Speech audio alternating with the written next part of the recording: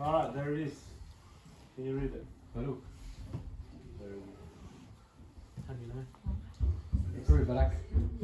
Barak. Lightning. Barak. Barak. No lightning. And that's about the vowel points too, what the? Could be Baruch. Baruch. Blessing.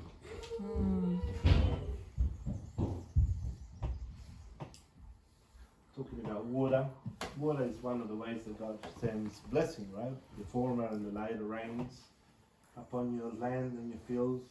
Talks about the righteous, wherever they go, the springs of water coming up, right? So water, in essence, is a blessing. But what does it mean? What's a blessing? We all want to be blessed, right? We all want a blessing. We all want to give blessings to people and bless our loved ones and our friends. But what's this whole concept of blessing? Where does it come from? What does it actually mean? You know, in the sense of the Torah, what does the Torah say about blessing? You know, what is blessing? How does it come about? I'm gonna write it in the picture up as well.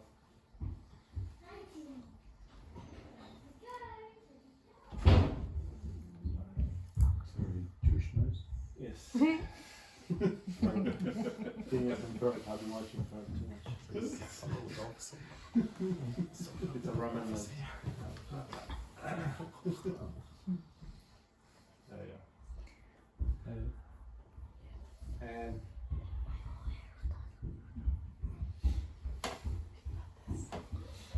alright, so that's that. Can I have the... Do we have the TV control?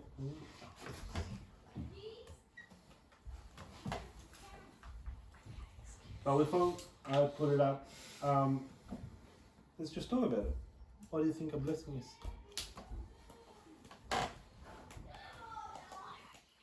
What do you understand for a blessing? When somebody says, bless you. Or when you say, Jehovah bless you and keep you, right? Good things comes to you. Good things come to you? Okay. Yeah. That the heavens open and Jehovah somehow makes the impossible happen. Okay. Good luck. Can good luck be a blessing? Do we consider good luck a blessing? No, 'cause- Thank Depends you. on being used sarcastically. Huh? Depends on being used sarcastically. Good luck. Good luck. Good luck. luck.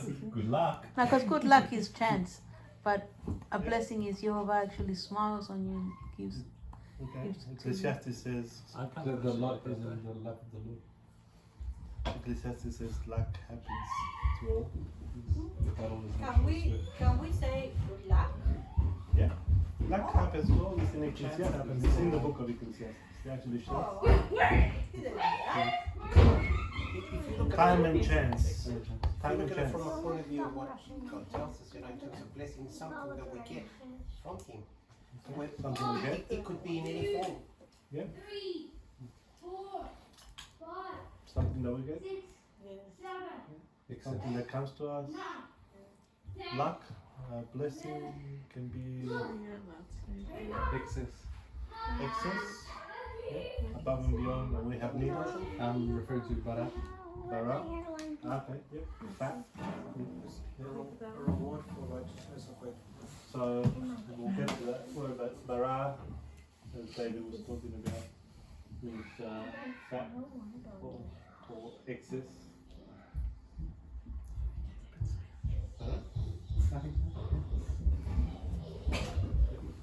Sorry, you? A reward for righteousness or faithfulness. A reward. I like the word reward. Reward.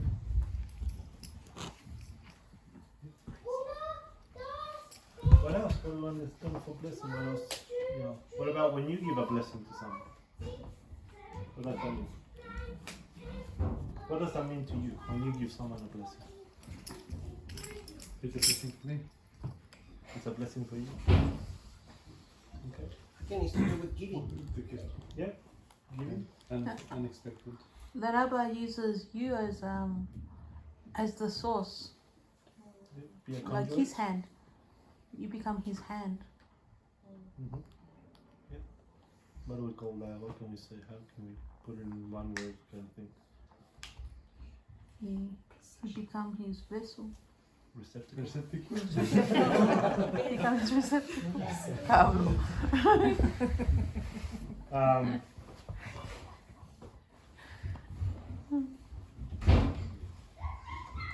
don't know. What do I write? Precision. You become his vessel. Yeah. You forgot the whole sentence. You become his He wanted One one word. But now, if someone was clear, we are constantly talking about boats. Okay. What else? You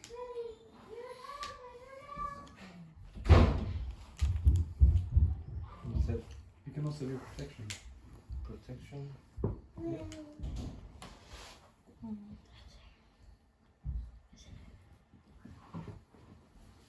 Not necessarily receiving something, but not receiving.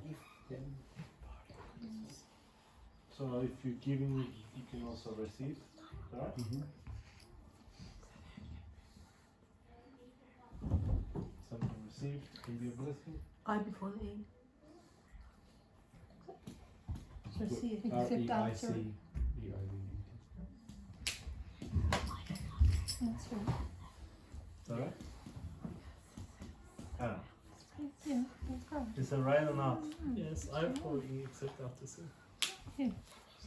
Except, and it's after a C. After C. There's a C there. Received. Is it received or received? Well, we can do the English slide. Stick to the Stick to to the Hebrew, and then we do the English. What else? Passing over. Passing over. So there's giving and receiving. An extension. Like it has to do with protection, but you know the Hebrews were blessed by being set apart or by being protected from everything else that was going on. Yeah. One word. Protection. Up there already. It's different than Kadosh? It's, It is protection. isn't it mercy? Mercy. The king hasn't killed you. That's a mercy.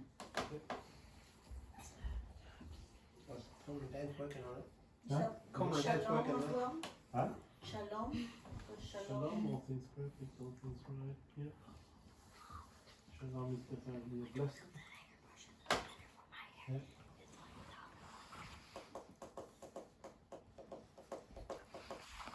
Right. Okay, so I'm going to give you some definitions before we. I can never get this.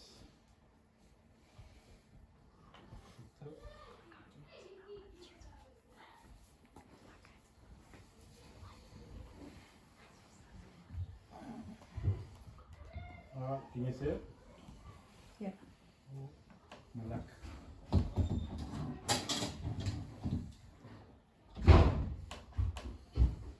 So Barak, Barak. This is the Hebrew Research Center's definition. Malak. It means to kneel, or it's related to kneel. That's the word. It's, so it comes from the word kneel.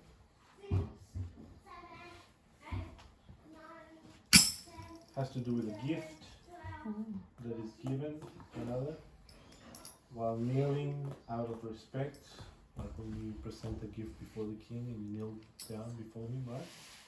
And you hand him a gift.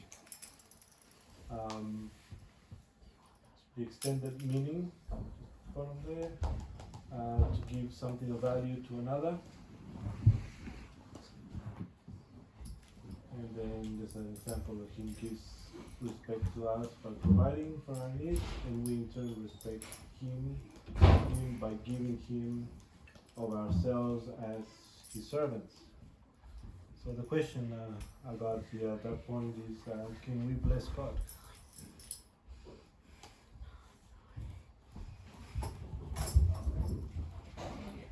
Respecting him. Alright. Can we bless God? We knew before him. We're blessing you. That cake could be honoring. Well, before when they used to do the offerings, there was a way of saying, this is what I can give you, so it's a matter of honour and also a gift combined. Yep. So notice that the giving of respect and the kneeling down is connected. These things are, what is the word? Reverence. Kneeling down and showing respect are things which are aesthetical in value. They're not concrete. There's no exchange of anything, right? You kneel down, you give honor to someone, you acknowledge them, let's say. You're not exchanging anything, right? But the word, yeah. But the word blessing has in it an exchange of gifts, right? So there is a concrete value added to the word itself. There is an exchange that happens, right? Something is given in return for services or for goodness or for the acknowledgement that you give in the person. You not only acknowledge them, you not only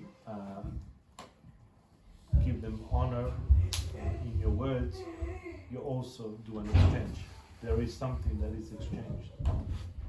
Does that remind you of anything in the Torah?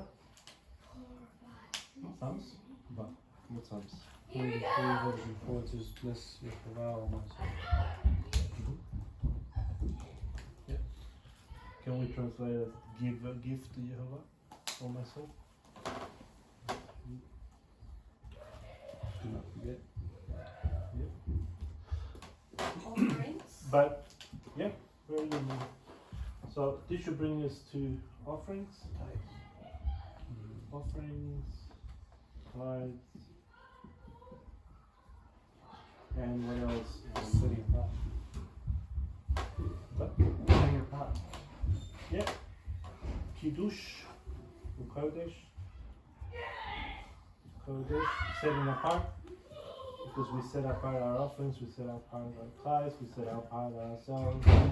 Right? Setting something apart to give as an offering, or a tithe, or a sacrifice. The sacrifice is also connected to the word blessing. Right? If you know about blessing bara, it has to do with fat.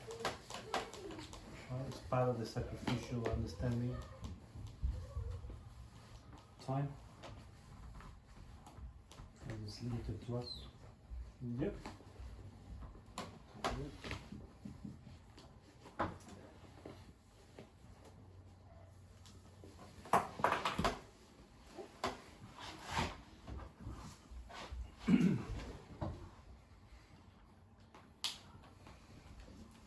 Alright, it's another word.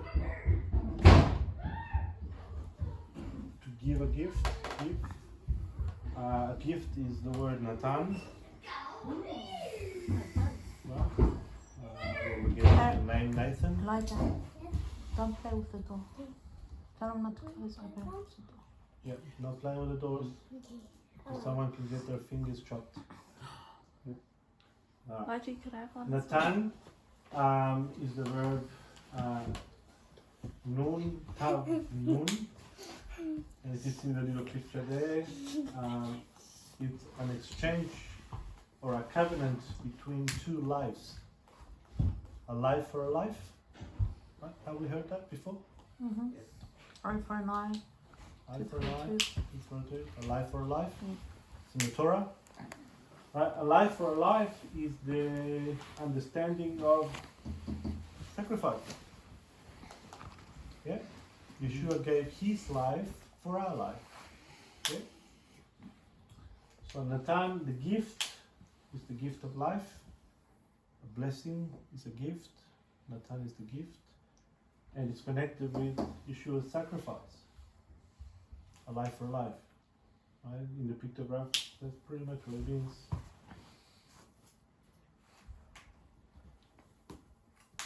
Right? The cross in the middle is the covenant that is cut. A life is cut for the covenant to occur. Every time we have a covenant, we have an animal that is slaughtered, cut in pieces, and a covenant is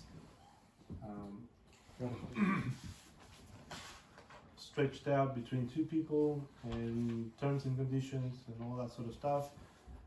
And it's all practiced around covenant meal.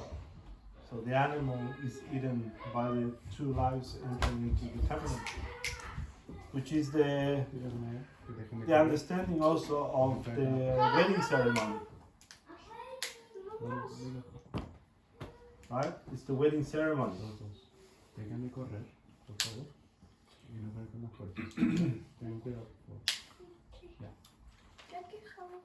Puedes sacar una más. Pero déjame correr, por favor. Now, in the picture of Hebrew, what do you think that picture actually means? You got a bait, a resh, and a calf, which is the hand. So bait is the house. Resh is a leader or someone that is lifted up to honor, to power, right? To give someone honor. And the calf, what's the calf? Mhm. The hand, authority, the hand of power, right? So a house that is lifted to authority, or a house that is lifted to power, right? That is what we call a blessing, when we increase in our authority and in our power, because something has been given to us that allows us to increase. Right? When we met Messiah and we became his children, he says that he gave us the authority to be called the children of God. He gave us the power to be called the children of God. He blessed us. He gave us the gift of his name, his reputation, his authority, his power. So therefore, we are blessed. Our house has increased. Our house has been kavod, raised up, glorified. The word for glory is kavod, to be lifted up. So there's all these connections to what it means to be blessed. In the Greek, the word is eulogio.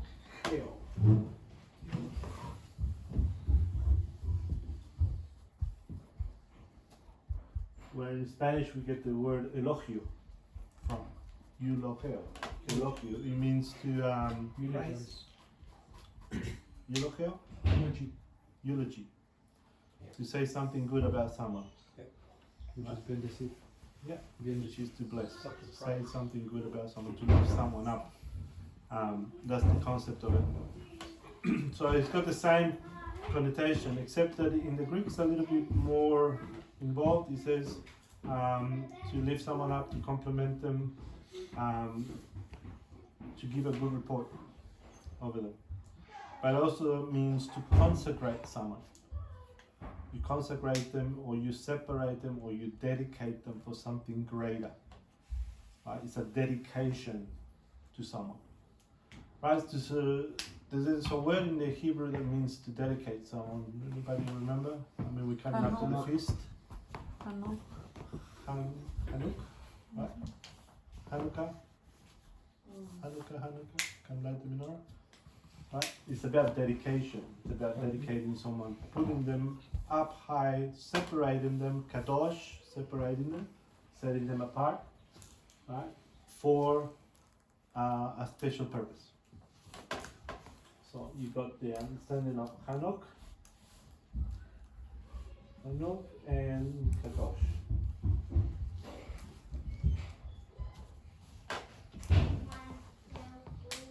Set someone apart and to dedicate them.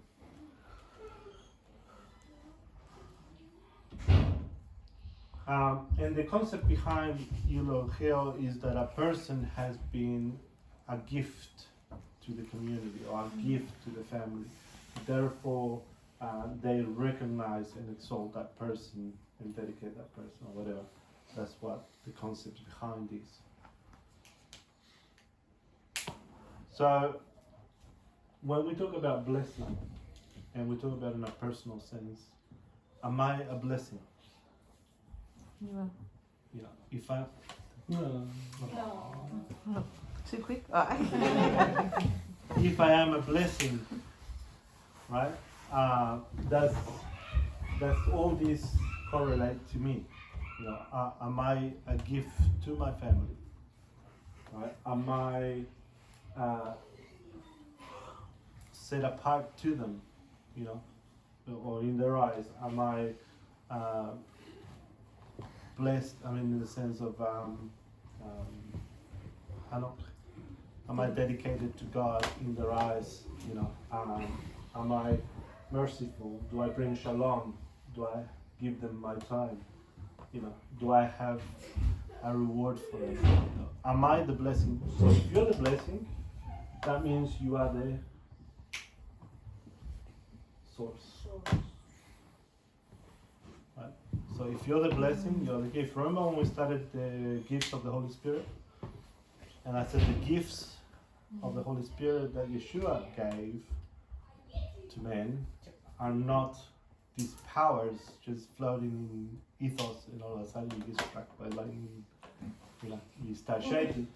They're actual people, right? The gifts of the Holy Spirit, the gifts of God, are actual people with the talents that we need for the different tasks that we require for the body to grow and to mature and to become perfect. Yeah? And so it's the same thing. Right? Are you a gift to the congregation? Are you a gift to your family? You know, if you are, then you are a blessing. Right? Together with me so far? Yep. Okay.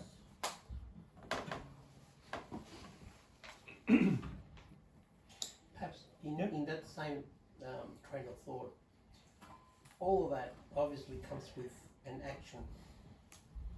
You might have the want, but if you don't do the action, none of that can be attained. In that, for example, you might want to be able to do things, but I'm going to do it later. When you procrastinate and you don't do it, you're not in the blessing that we ought to be. Mm-hmm. So we need to take an active role in being that action or creating that action for that to unleash. Okay, there's two parts to that. There should be a willingness to do on our side. And the other part of that, if you are a blessing or a gift from God, you just are. There's nothing you need to do about it. The gift and the calling are irrevocable. That means that you are what you are. Yes. Also, just before you come,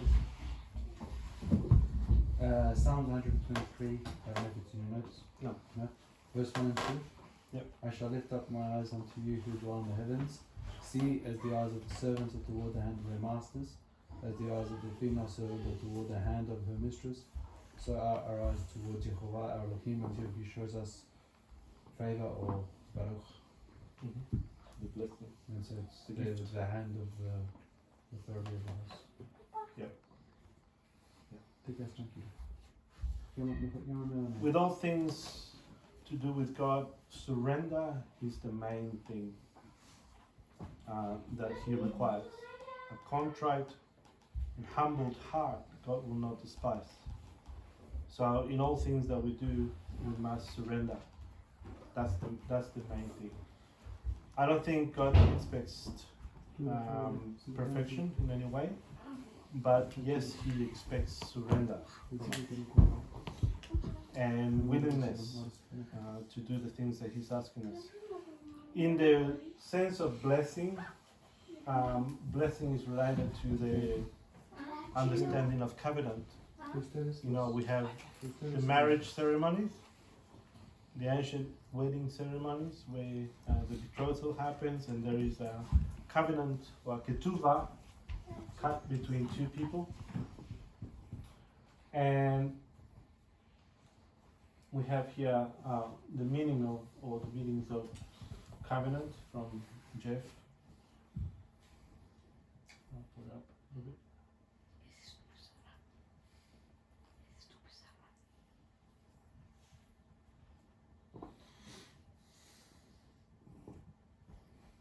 is the word Brit. It means to select the best, the choices, right? The fat.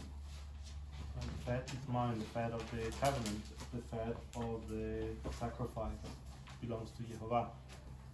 Right? And as we've discussed lately, it's not all fat that belongs to Jehovah, it's just the fat of the covenant, the fat of the sacrifice.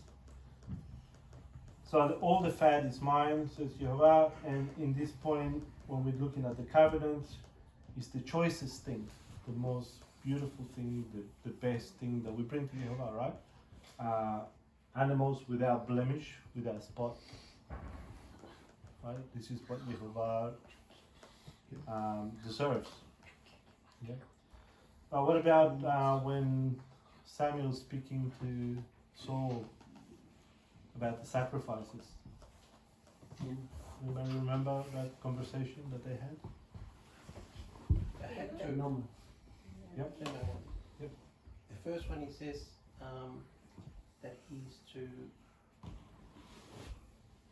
He gives him the rundown of basically what it means that to be anointed, what the things that he's ought to do and the things that he's not meant to do. Yep. And the second conversation that he has with him is that he gives him instruction, and when he comes over, he says, "You did not fulfill the instruction I gave you." Mm-hmm. So it had to do with basically obedience. To obey is better than sacrifice, right? And to give ear to what Jehovah has said is better than the fat. Right? So to give ear to Jehovah is better than to offer fat. So sometimes we look at the fine line, this is what I need to do, and start, dotting out, I gotta do this, I gotta do that, I gotta do that. But what we miss is the spirit of the Torah. Right? There's a thing called the spirit of the Torah.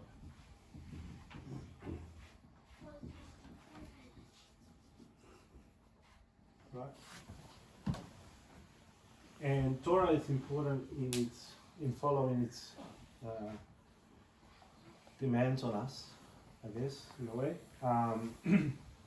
The line upon line is important, but you can't miss the spirit of the Torah, because if you miss the spirit of the Torah, it doesn't matter what you do, it's pointless, right?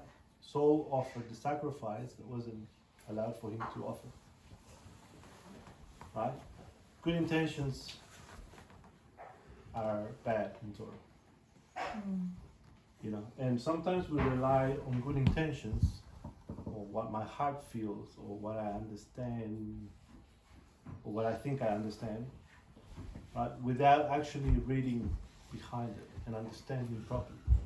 So, without going into details, a while back there was someone that was doing, telling me about this thing that he was doing. It was Torah, and it was according to what he thought Torah was supposed to be, right? What he was supposed to be doing according to Torah. The problem is that in doing that, he missed another Torah that said something else, completely different, right? That shed the light on that Torah that meant, well, what you're doing is not right, because something needs to change here, right? Because of this Torah here, that Torah needs to change. Now, there was no understanding in this person about this correlation between the two laws in the Torah. But the response to that, once he was brought up and I explained that to this person, he said, well, I don't have time to sit down and research like you do. Now, we all have the blessing of time, right? And we make the choice to what we do with that time. Yeah? So we have another blessing called choice. choice? No? Sí, sí. Sí. Right? And what you do with your time is your choice. Right? And I know that there are demands on us from all different angles. Our children, our friends, our, whatever, Or family, trees. fallen trees, animals, whatever have you. But you still have a choice. Right? And if there's something that bothers you and is worrying you and you don't know the answer, there's only one thing you can do. Go to the source to get the blessing. I mean, it's pretty simple, isn't it? But people don't do this. Right? This person, this brother, left, obviously, because he wasn't willing to do the work that it is required in the Torah, which is what Rob was saying. There is a place where we have to come and do some work. But in that work, we have to go to the source to get the blessing. Right? It's not nilly-willy whatever I want here and there. It's I gotta find out exactly what I need to do to get the blessing. What is the source of the thing I'm seeking? If I am seeking a gift, how do I get that gift? Well, there are things that I need to do to get the blessing. How do I get the blessing? Right? In a marriage situation, a father has a daughter, another father has a son, and they want to get them married. Right? There has to be a process, and there is a process in Torah where the fathers get together and they agree, and the children come and they all sign up a ketuvah, right? The ketuvah, the wedding contract.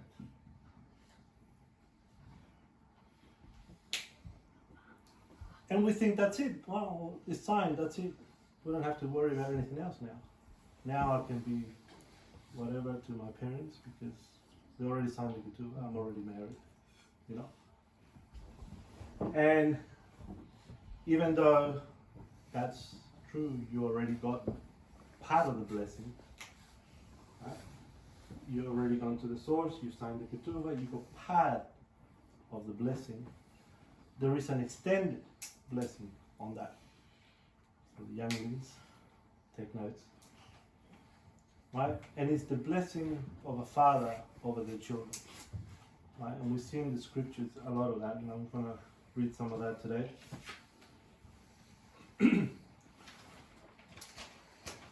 Because the understanding of blessing is that we are to acquire what is choice, what is best, the fact, so that our house is lifted to the place where it can be beheld. Right? Behold. Remember that Hebrew letter? That means, hey, look at me. Remember that? Sometimes like that. Remember that letter? The hay? The hay is a symbol of life. Hay, the breath, the ruach, the spirit. So if you want to get the spirit of the Torah, right, it has to come back to where your house is lifted up to a place of glory, to a place of beholding. And there's a word there that is related to Baruch, which is this one here, Bara, and it's written Beit, Resh, and what do you know? Hey. Alright?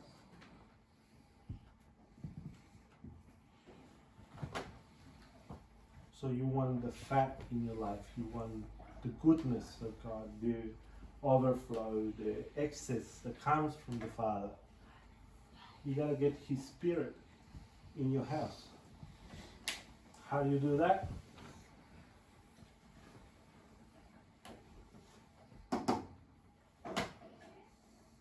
You allow Him in. You go to the source.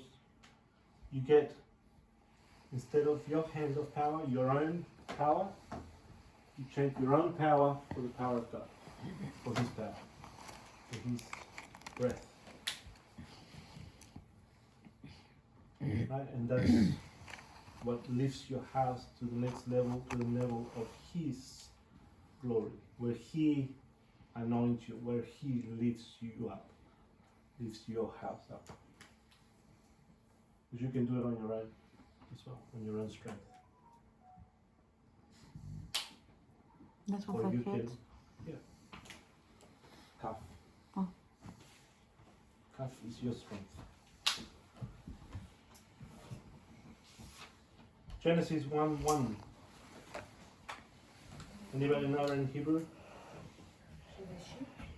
Bereshit. What's the second word? Bara. Bara. Third word? Elohim. Bereshit bara Elohim. At the summit, from His fat, from His blessing, came Elohim. Created Elohim, brought all things Elohim.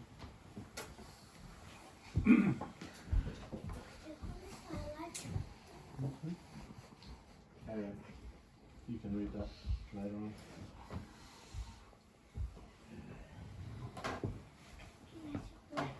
I'll turn that off. Brush my hair. You with me so far?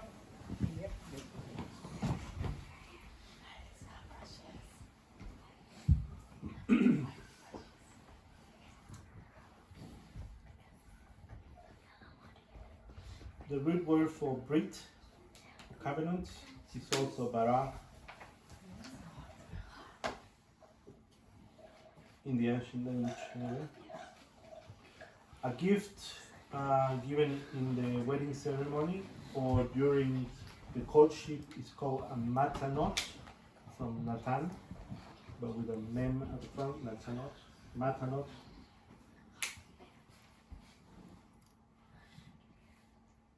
Which relate to Yeshua's giving of the gifts to men as He ascended.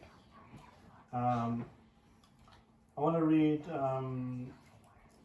Genesis chapter 48, verse 8 to 20. If somebody can help me with this one. And I want to change wherever it says blessed. Genesis what? 48. Genesis 48. Hold on. Is this one? No, sorry, this is the one. Yeah, one. Okay. This is the blessing of the Father. Okay. So, Genesis 48, verse 8 to 20. If you can read it. And Israel beheld Joseph's son and said, Who are these? And Joseph said unto his father, They are my sons, whom God hath given me in this place. And he said, Bring me, I pray thee, unto me, and I will bless them. Now the eyes of Israel were dim for age, so that he could not see. And he brought them near unto him, and he kissed them and embraced them. And Israel said unto Joseph, I had not thought to see thy face, and lo, God, and behold, God has shown me also your seed. And Joseph brought them out from between his knees, and he bowed himself with his face to the earth. And Joseph took them both, Ephraim in his right hand towards Israel's left hand, and Manasseh in his left hand towards Israel's right hand, and brought them near unto him. And Israel stretched out his right hand and laid it upon Ephraim's head, who was the younger, and his left hand upon Manasseh's head, guiding his hands wittingly, for Manasseh was the firstborn.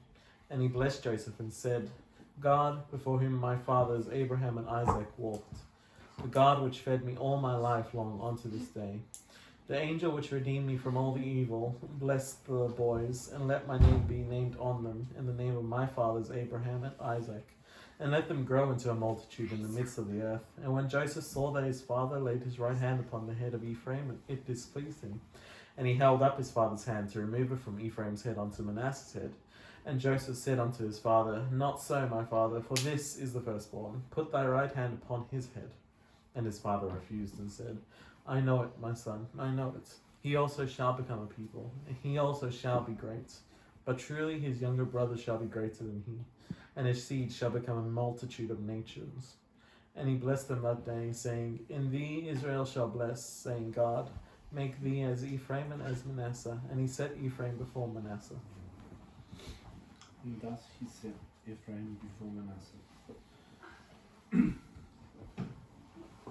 What was Israel doing there? Dying.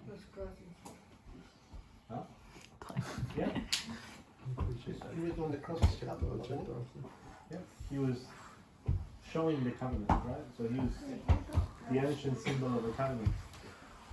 Right? That's awesome.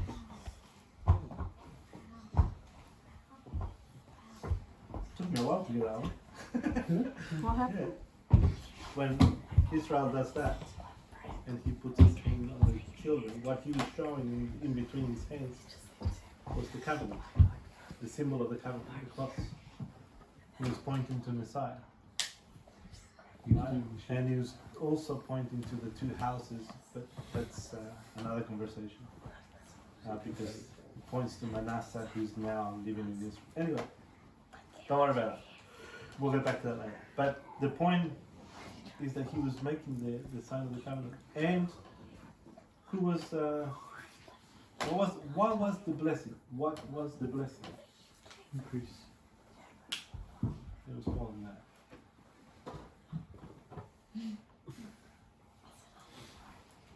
What did he say? What was the blessing that he gave Ephraim?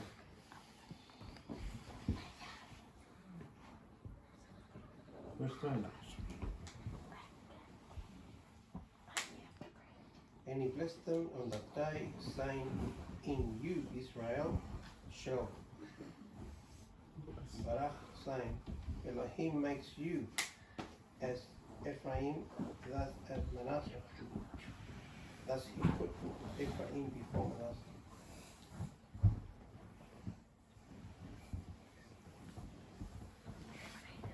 The firstborn right? So we understand about the firstborn right? So the firstborn right of Ephraim, of Israel, didn't go to his other children. The firstborn right of Israel went to Ephraim. He said, in you, Israel will be blessed. In you, Israel will be prospering, being lifted up, being strengthened. Right? In you, Ephraim, Israel will be a gift to the nations. Because Ephraim was destined to go into the nations. Out of Ephraim came the seeds that spread throughout the nations, right? So it's the promise that God gave Abraham. In you all the nations shall be gifted. You shall receive a gift in you. What was that gift? It's here. It's Ephraim. And this is the blessing that Israel passes to Joseph, firstborn, secondborn son, called Ephraim.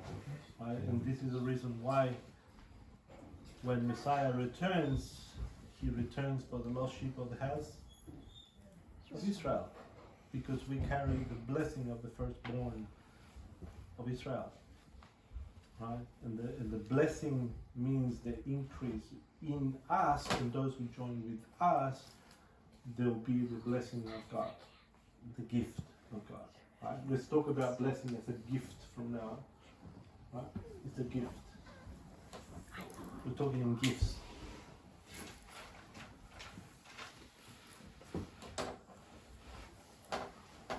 Is the blessing of a father important? Yes. Why? Yours are gonna be that easy. Why is the blessing of a father important? Because. It actually provides the words of, if you look at it from the gifts point of view, something that is going to be for you that you have not seen yet, but is going to be there because it's been spoken over. Yep.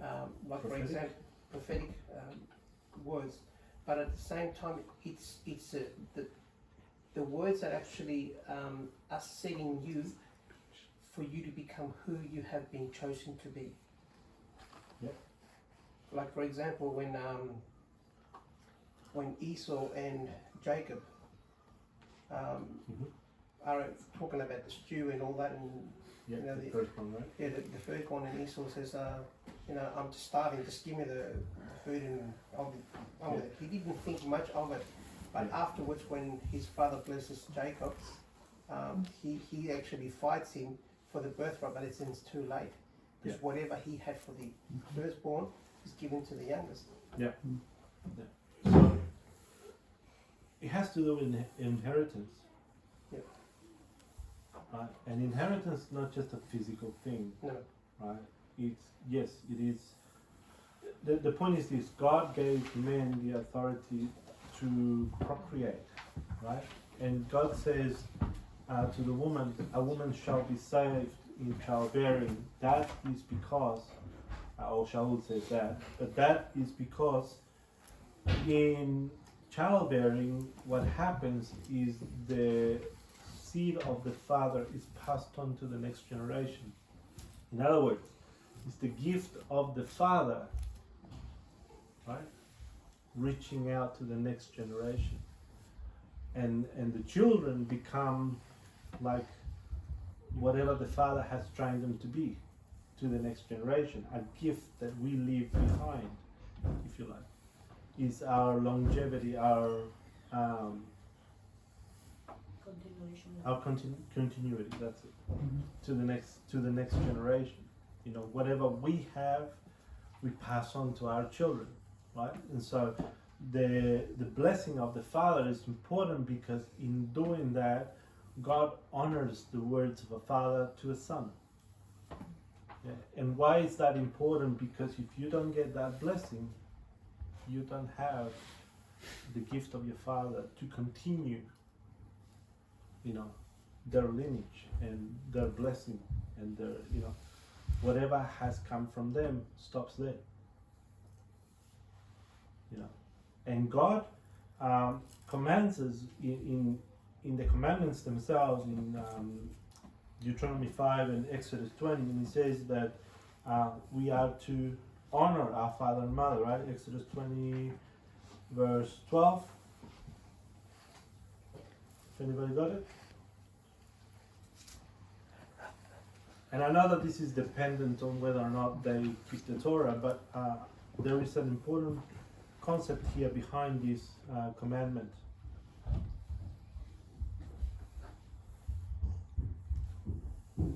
And I'll explain in a second. So if we go Exodus 20 verse 12, somebody read it? Okay. Respect your father and mother, so that your days are prolonged upon the land which Jehovah your Elohim has given you.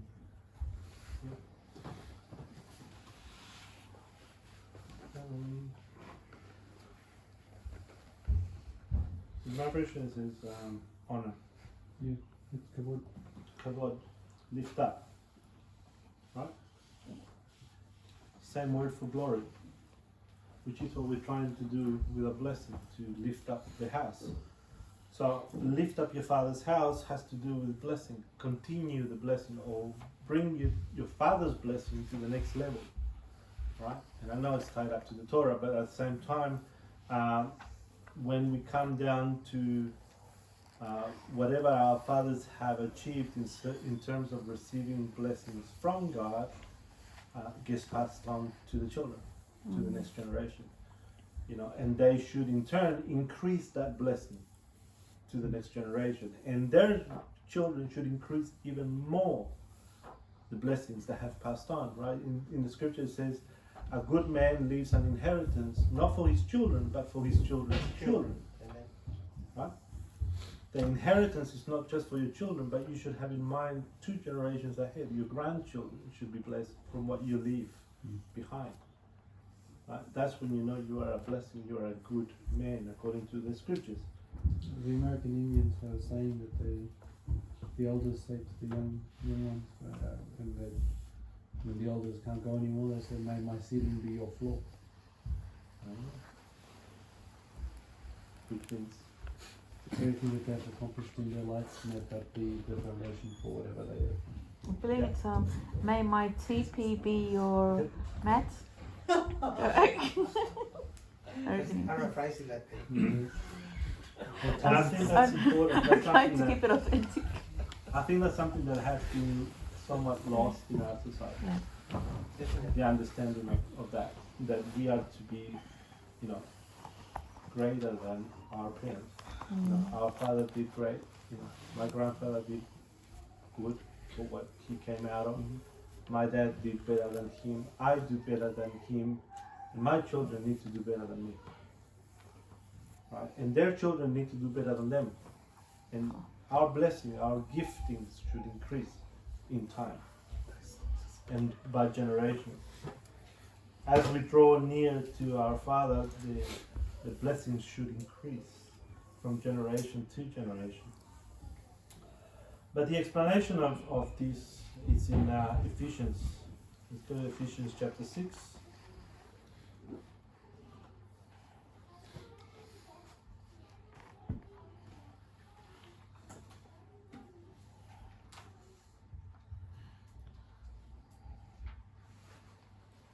I'm going to read from verse 1 to verse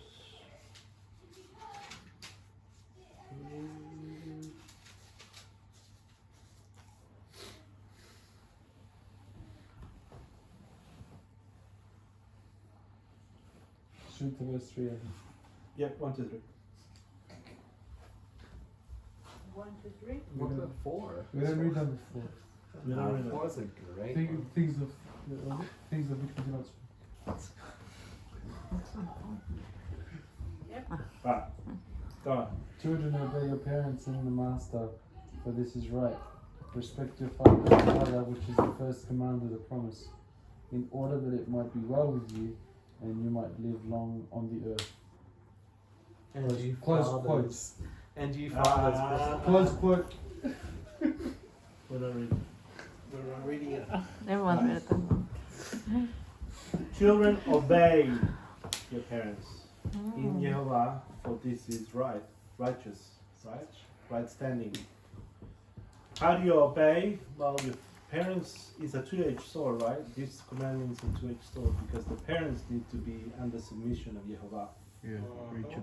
So they have to be submitted to Jehovah in His authority for you to be able to obey them, because if they tell you to disobey the Torah, then you don't, because you have a higher authority, right?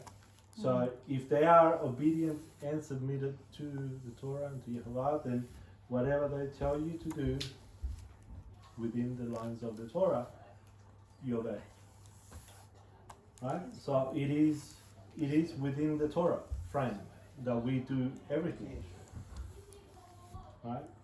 And then it says, honor your father and mother, which is the first commandment, the mitzvah, with a promise. So there's a promise attached to this mitzvah.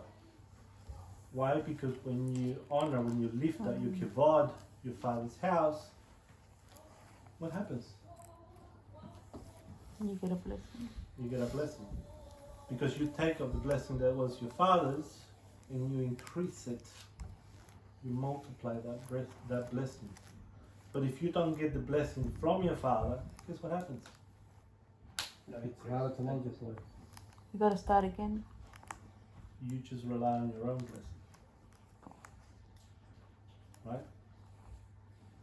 You miss all the blessings that come from the previous generations.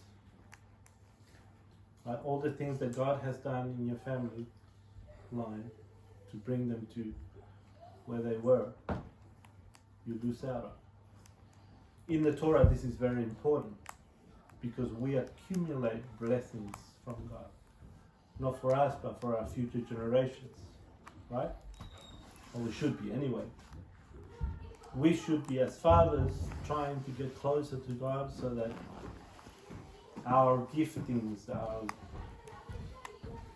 relationship with God, our ability to get close to the source for whatever we have need, as you know, as the gifts that we need come, so that we can pass this on to our children's children. Yeah? So it's not just about us, and it's never about us, it's really about them. And if it's about us, then we've missed the point. We're going to the source. We're not being a blessing, right? Because a blessing is a gift. So if you're not being a gift to your family, which is what the next verse is about, and now you can read it. Italian. Oh no. I guess we will do. Gosh. So I if you're not guess- being a gift to your family, then you're being this guy who says, fathers, don't provoke your children to wrath, but nurture them, teach them to become gifts in the discipline and instruction of Yehovah. Not in your tasks of what you want them to do, right? Like slaves. That's not in Torah. Right. Yeah, because sometimes we can, use them as slaves. We're not talking about that kind of. But they've got such Instruction. little hands. We're not talking about that kind of instruction, but we're talking about the instructions of Torah. Instruct them in the Torah that you know. If you have faith, teach them about the faith you have. If you have a good relationship with God, pass that on to them. Right? If you know how to go to the source to get any particular blessing, pass that on to the children. Instruct them in the ways of the Torah. That's what that means. Right? But the first part is don't provoke them to anger. How do we provoke our children to anger? Other versions say exasperate. How do we exasperate them? Overwhelming them. Instruction. Overwhelming. We exasperate them when we are teaching them to be a blessing, but we are not. When we are seeking our own, but we want them to be our source. Right? So we're making them the source and not passing on our blessing. But if we are, God is our source and we are their source. That's how it works. Right? And they will be their children's source. Not the other way around. And in retrospect, when we are the source of our children, they in turn back and, give us back joy, love, caring as well, especially in our old age. Yes, you better. When when we're the first ones called to the Sukkot table. Everything goes in motion forward, but some of it does come back. One day it's gonna be Kids old pick their again. retirement home. Huh? Kids get to pick their retirement home. The retirement? Retirement home. The retirement. No retirement home for me. But looking at all of this, if Yeah, we very don't do big one. this one word, Very big one. Well, yeah. how can we be expecting our kids to do, but we're not prepared to do, and yet they have been told, do as I say, not as I do.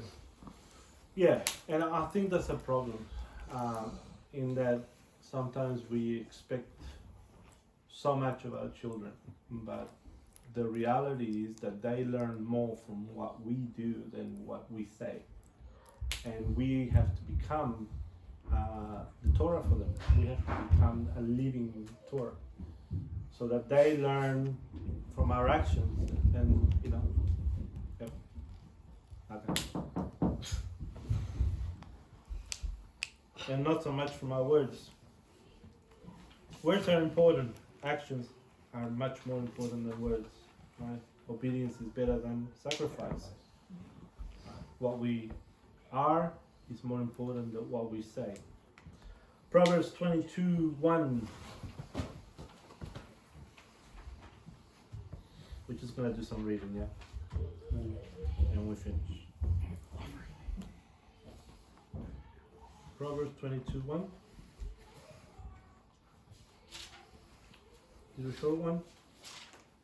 A good name is preferable to great riches. Favor is better than silver and gold. Fame. Favor. What's the first part? Loving Good favor. name. A good name. Right, what's in a name? Goodness. Reputation, character, authority, right? Shem. Reputation, character, authority. So when we're talking about the firstborn right? Right? The blessing of the father over the children. May you be like Ephraim and Manasseh, who received the blessing from Israel. Right? Once you make the connection, they received the blessing of Israel. Right? That's why we say, may you be like Ephraim and Manasseh, because they received the blessing of Israel. Like Sarah and Rebecca. No, that's a Jewish thing. It's a But- separate thing. Yeah, but through them también also it came blessing Procreation. to become a. Yeah, that's a Jewish prayer. Yeah. That's not in the Torah. In the Bible it says, may you be like Ephraim and Manasseh, as we read.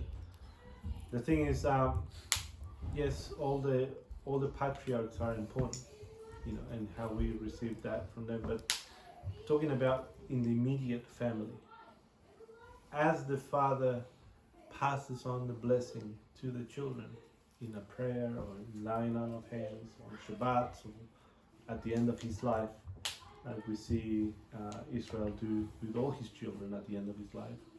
And then we have the letter of the patriarchs where they pass on their blessing to their children at the end of their lives. And you read that and you understand that the words that we speak as fathers, God honors. Right? There is a prophetic anointing that God places on the words of a father to their children, especially nearing the end of their life. Right? Because of this commandment that God says to honor. So God grabs whatever was in the anointing of the life, of the relationship of the father, and he passes that on to the children in that blessing that is given. This is important also when we are talking about the wedding ceremony, because you can have the ketubah signed, but that doesn't mean anything until the father's blessing is given. You know, because the father's blessing on both sides means the passing on of the baton to the next generation. The continuity of your house to the next generation. Right? The prophetic words that the fathers speak over the children will go to the next generation. You know. And that's why it's important to get the blessing in a marriage. You know, if I had known that back in the day, things would have been different. But now that we're in Torah, we need to understand the importance of a father's blessing to the next generation. It doesn't just impact you, it'll impact your children and your children's children, and so on and so forth. Right? Whatever the father speaks over you will pass on. So you want a good report, you want a good blessing as you cross over from one place to the next, especially getting married or at the end of a father's life. That goes for moms as well, as we see the book of Proverbs. Psalm 1, we sang it, we're going to read it now. Someone else picks Psalm 133. And we're going to do a little thing as you read it. Or sing it. That'd be it. When you see the word bless, change it for gift or giving a gift or receiving a gift. However, you think that should go according to the English. Change bless for gift. Gifted.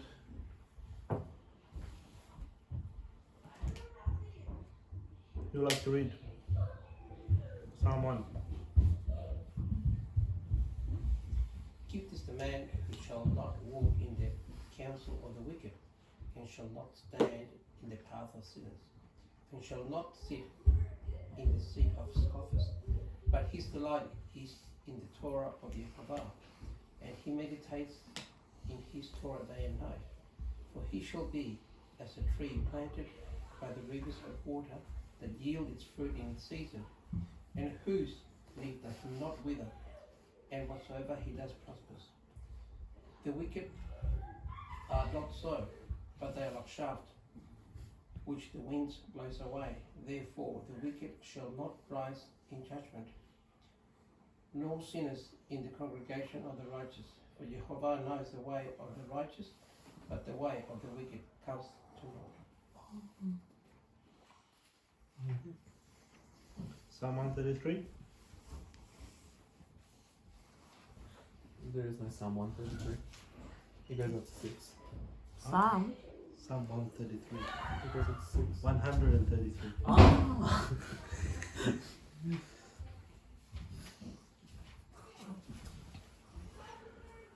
Okay.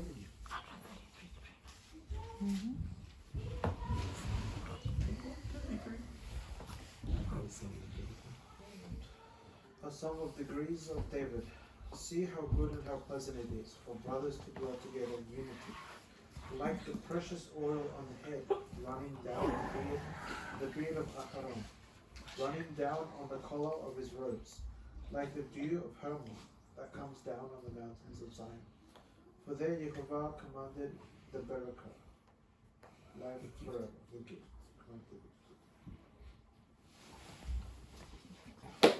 Right, so God commands a gift, which is, what's the gift that He commands? Life forevermore. Everlasting life. Right? And Allah. When brothers come together.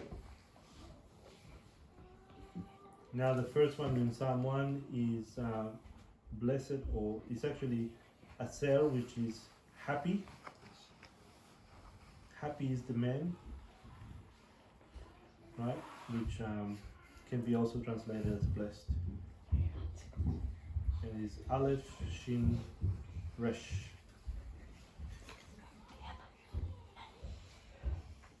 So it's not Barak, but it's still Asher. And it's still a blessing. Alright, so next one is Deuteronomy 28. I'm going to read 1 to 14. And again, we'll do the same thing. Change the word blessed for gifted, or who receives a gift, or something like that.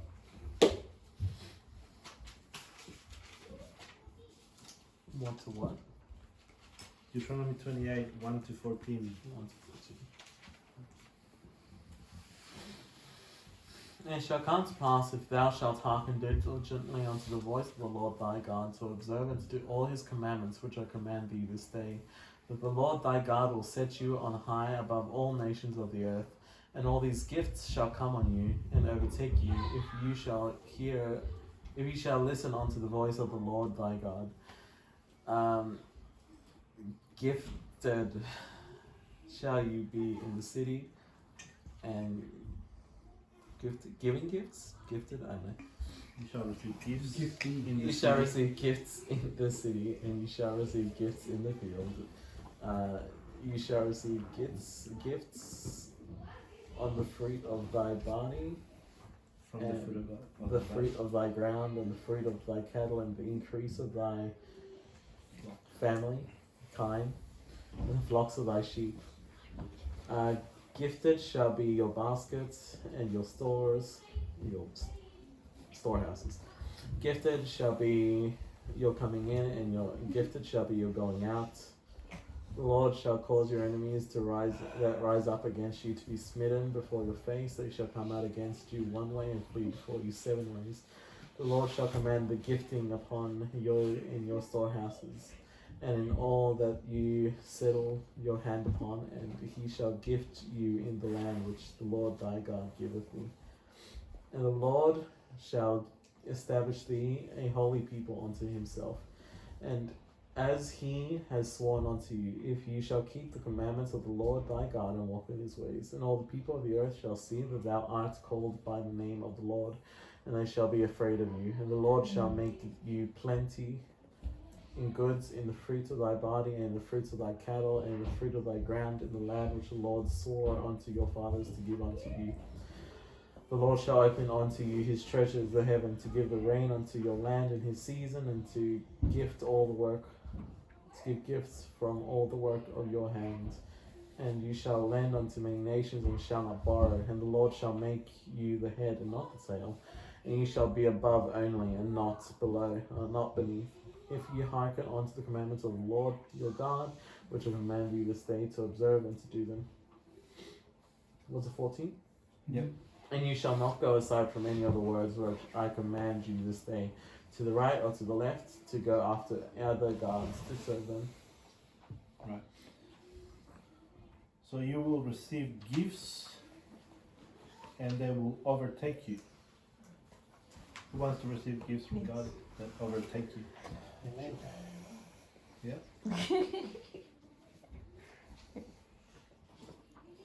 You will receive gifts coming in, and you will receive gifts going out.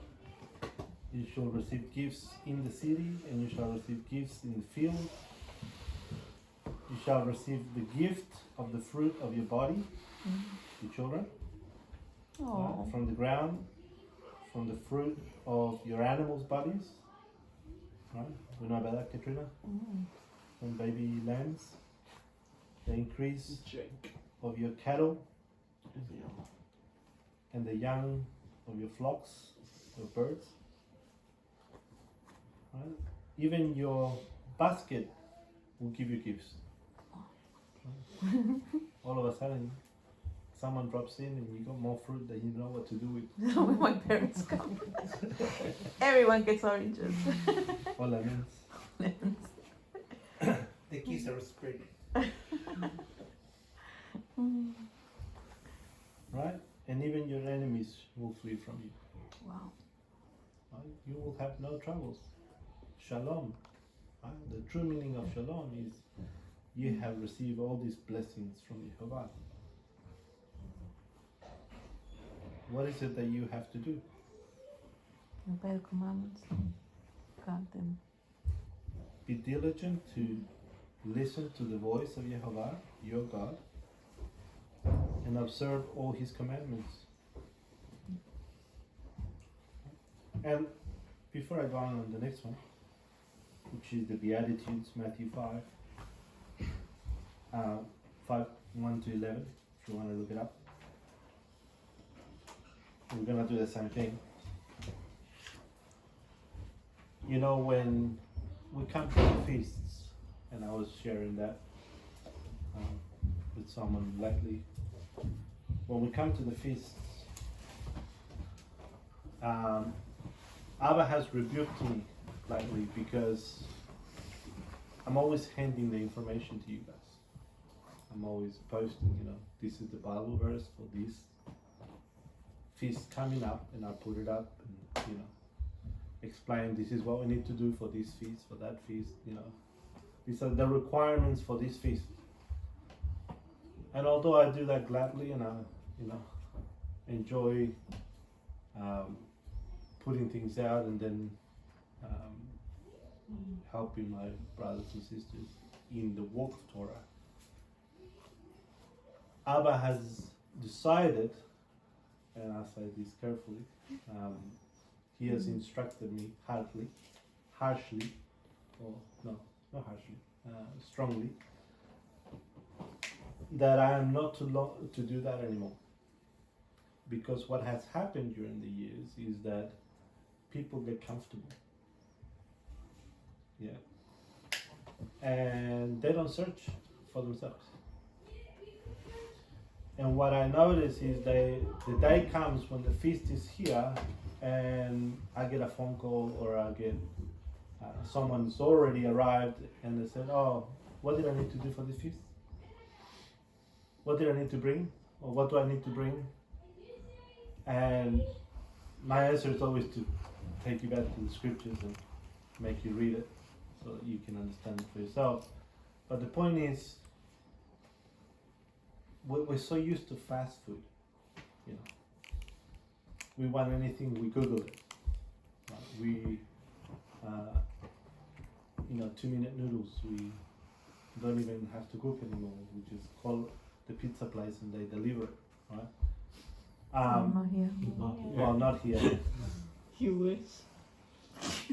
But the point There was is so much that pain we in have that. gotten so used to the conveniences of life that we become lazy when it comes to the Torah. And let so and so do the research. Let them worry about it, and they'll tell us. Not everyone. Thank God for that. But there are the odd ones that piggyback on other people's faith and their relationship with God, and it's constant. It's constantly happening. It's not something that is one time, and it's a recurring problem. If there's a feast coming up, It's not like the criticize. if And there's a it's feast getting coming up, worse. It's getting worse. do your research.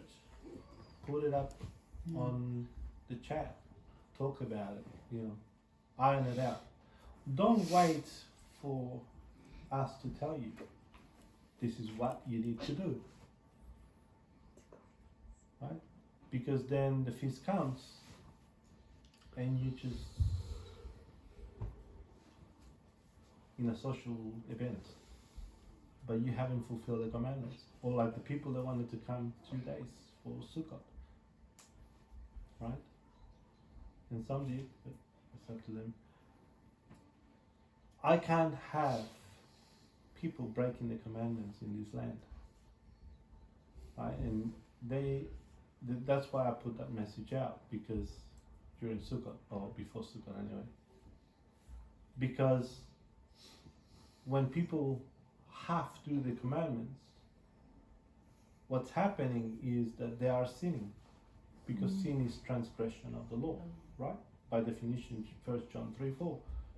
And so, if we are not involved and conscious of what the commandment is for the feast that we are entering, then we are prone to sin. Because we don't know. What do we do? Not guarding. We're not guarding. We're just letting someone else guard it, and we're just sitting in the back row sipping coffee. Talking to the ladies. What's Pam's doing? What's Pam's doing? And that goes for all of us. I get lazy sometimes, but it shouldn't be. We all need to search the scriptures to find out what is in them constantly, right? And blessed or gifted is the man, right, who goes to the source. Yeah. Joshua 1:9. Right? Moses asking Joshua, be diligent to read the word. Right? Meditate on it day and night. That's where you get the life from. Yeah? That's where you get the blessing from. That's our source. Messiah is the word. So when it comes down to the feast, I'm not going to put any more Bible verses. I might. You. But not make it easier anymore for our brothers and sisters in there. Because everybody should be, at this point anyway, in our walk. So I don't think there's anyone that is young in the Torah there. At this point in our walk, we should all be drawing. Drawing from each other, yes, to a point, but drawing directly from God. In ancient Israel, they didn't have. Huh? In ancient Israel, they didn't have the social media, so Exactly. everyone had to keep their own sort of calendar.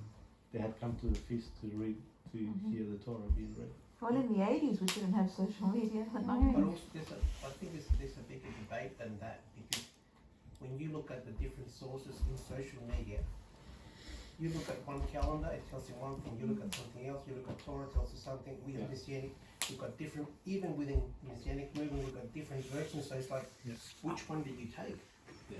Because you look at scripture, it says this, and someone says no, but according to the moon, and you start working this out, and everybody's got their take. So for us to be able to understand, because you look at the actual dates, which we've had other for example, Pesach. That determines, that is the kicker for all our feasts. The Nissan, the first. So if we don't get it right, all our days are going to be wrong. So we need to be able to maybe have a teaching on how do we actually go to that source, the right source, not the many sources, but one source, and look for it so that we can, like we did one time of Masaron, expand on that. Yeah. We could probably do more on that, and that will bring us to a better place than we're in now. And that's a fair point. I think the calendar is a fair point. I wasn't talking about the calendar. I'm talking about mainly the Moedim. Mm. The calendar is a hard one. Yeah.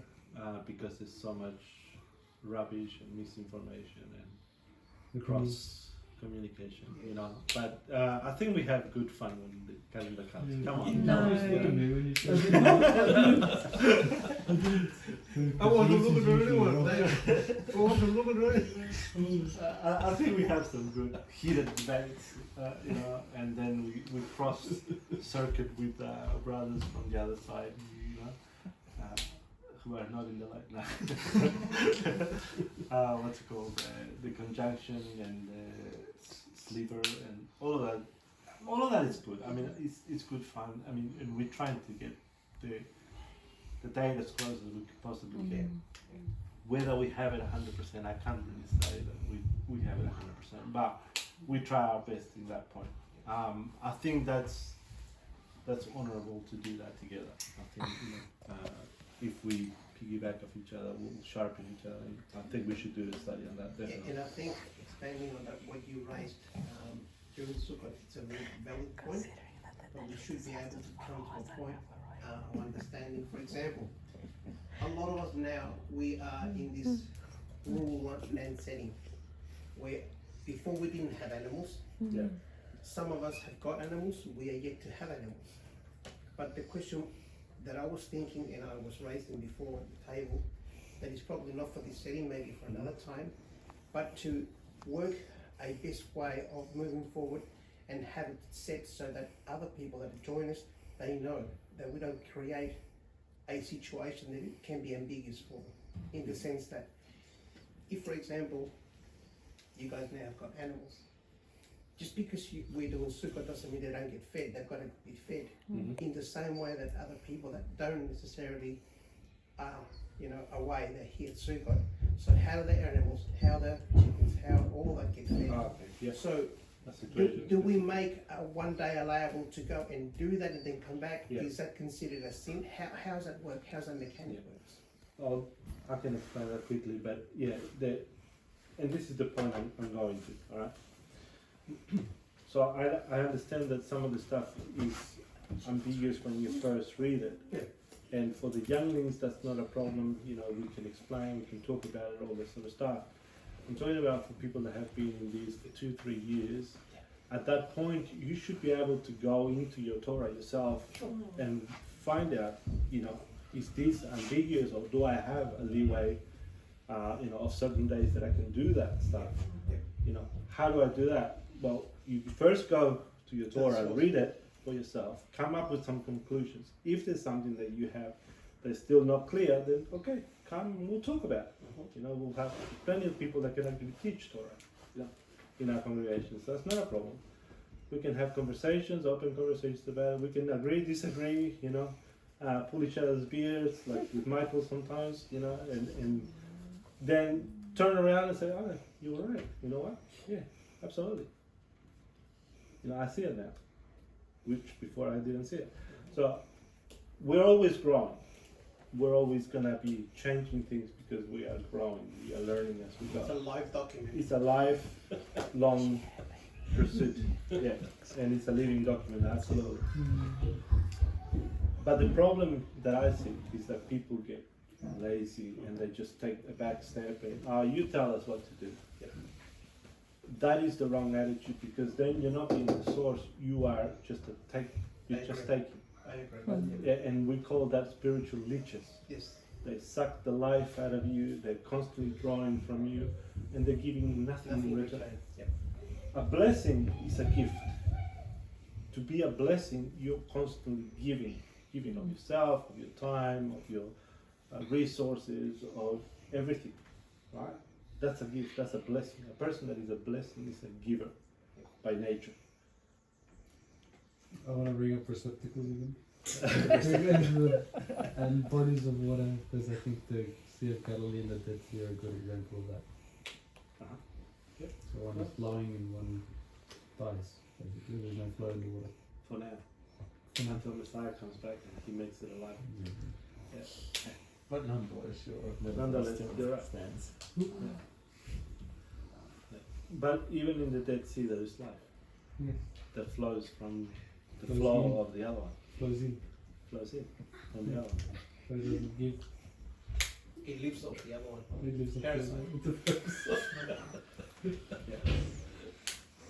Yeah, I get your analogy. I think anyway. So I think that's a good point to make. You know, we need to study the scriptures for ourselves to find ourselves being approved, as the scriptures say. Right? Yeah, and I think we need to sort of nudge others from our congregation to do the same. You know, because everybody has an excuse why they can't do it. But at the end of the day, you cannot not do it because this is life. Torah is life. If you're not doing Torah, then you don't have life. You become devoid of life. That makes sense? If you're not drawing from the source and becoming the source to others, then really you're slowly dying, and eventually there'll be nothing Like to the pass Dead on. Sea. To pass on to the next generation. Alright, anyway, Matthew 5, 1 to 11. Let's read it. Doing the same thing. Change blessing for gift.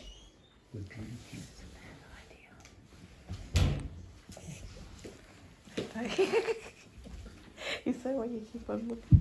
And Aaron, can you do number 6? Yeah, I gotta Just see you. I because. can't see the screen. Sure. 24 to 26. I prefer a more tentative translation. Yes. What was the verse? Sorry, what was the verse?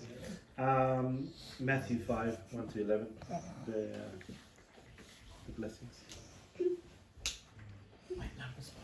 Whatever you see the word. 6, 24, 26.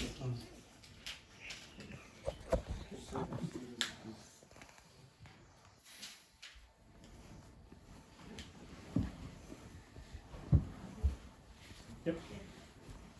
You ready? Sorry, to what verse? 1 to 11. Thanks.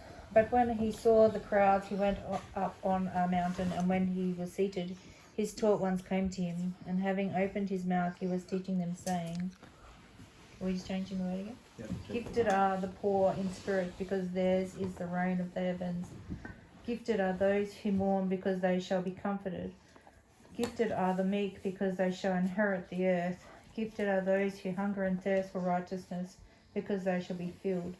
Gifted are the compassionate, because they shall obtain compassion.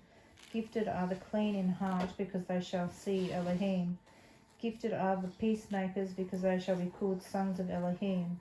Gifted are those persecuted for righteousness' sake, because theirs is the reign of the heavens. Gifted are you when they reproach and persecute you and falsely say every wicked word against you for my sake. So, I'm going to change it from gifted because it's a bit ambiguous, but let's say he will receive a gift who is poor in spirit, who mourns, who are gentle, who hunger and thirst for righteousness, who are merciful, who are pure of heart, who bring shalom, who are persecuted for righteousness' sake,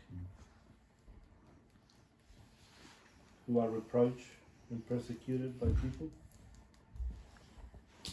who speak falsely, right? God will give a gift to those people. Yeah? Make sense? Because we say blessed, but blessed in our minds is something good. Right? Something good. And yes, it's true, it is something good. But it's more than something good. It's a gift that comes from God. God will give gifts as a good king honors his servants to do well. Yeah. Good and faithful servant, come into your rest, into your menucha, Shabbat. Come into your rest as a gift. You receive a reward. Somebody say reward. It's a reward. I was going to say reward. You receive the reward at the end of your race, Paul says, right? Is it interesting that nobody brought up health? Health. Or life. Hold on. Very interesting. You gotta consider The commandment with promise, long life. So, blessing is not just something good, it is a reward. A reward that God gives us for doing what He told us to do. It's a reward that gets passed on from generation to generation. And I asked the same question that I asked at the beginning. Can we bless God? Yes. Can we bless God? Can we give him a reward? Mm-hmm. By being obedient, we can, Chris. Can a wife give a reward to her husband? Yep. Can a bride give a reward to her bridegroom? It's weird calling it a reward though. Love. Yeah. Love is a reward. Yeah. It's a gift. It's a gift. It's not something, what's the word that you're entitled to? Yeah. It's something that is given freely. A free will offering. A bit Free like will Christ. offering. A blessing is a free will offering. Not that you deserve and you get it. You're not entitled to anything in this life. No one must give you anything. That word must give you does not exist. No one must anything for you. You receive a blessing, a reward, as a thank you, as an honoring thing. He bestows it upon you as a king bestows honor unto his servants who do well. Yeah? You can't demand it. That's the other thing. Because if you demand it, that means you think you're entitled to it. That's The why you payment. demand it. You only demand that which you believe you are entitled to. Blab it and grab it, right? Or if I give $10, I must get 1,000. Right? No, that's a demand. That's not a reward. That's a demand. And you'll never get the blessing. So forget that. That's witchcraft. That's manipulation. You give something with the intent of getting Nothing. a reward. Which brings me to the next point. Tithes and offerings. When we bring them before God, they are before God, not before men. You know. And if you bring it with the understanding that you're bringing it for the man, then you've lost your reward. Because it's between you and God. It doesn't matter who receives it, really in the middle. Well, it does, but in the sense of what you bring before God is before God. Yeah? It's between you and God. And you don't give it to receive the reward. You don't give it with the understanding, oh, I'll give you this much, but I'm gonna get that much. If I do this, then you're gonna do that for me. If you're doing that, you're manipulating the situation. You're trying to put in to get more. You know, you are fishing for gain, personal Ponzi. gain. Huh? Ponzi. So it's not you are being a blessing. You are not blessing anyone. Being a bride.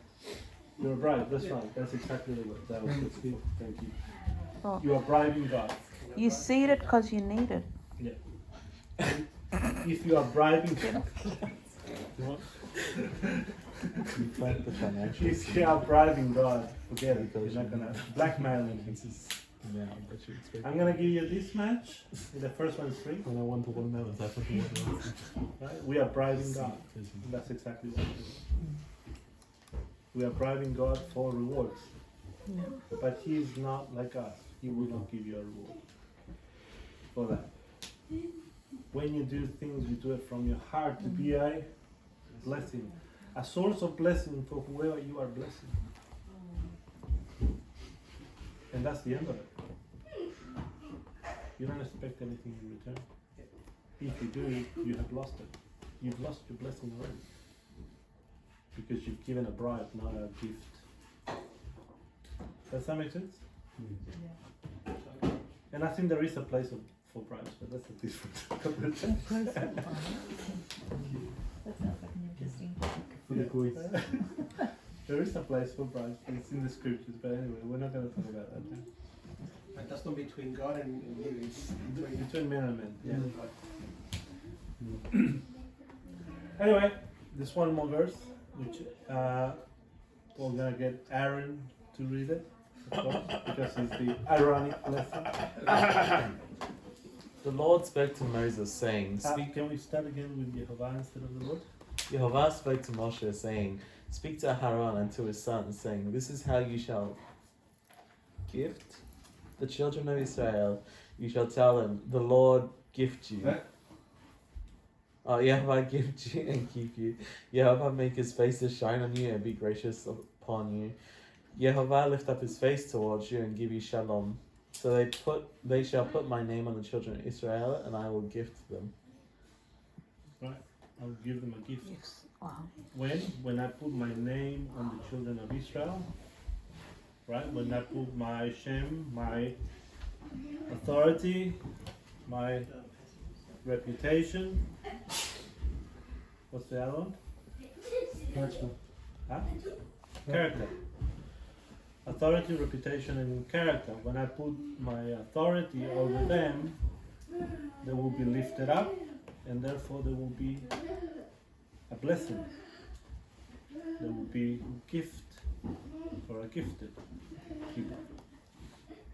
They shall receive the gift of God's raising up.